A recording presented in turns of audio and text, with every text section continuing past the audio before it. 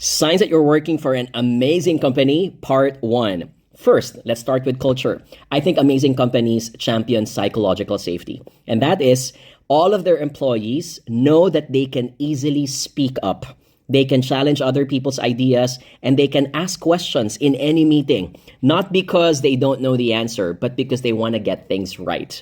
And they don't feel that they will be judged for doing so. In this case, they know that everyone's opinion in the organization counts, no matter how small your position is. Second, I think amazing companies have employees who have an immense level of trust with each other.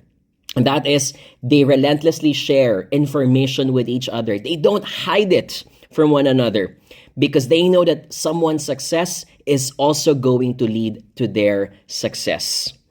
Tag a friend or a colleague if you know someone who works for an amazing company, or maybe that's you. We'll talk more about them soon.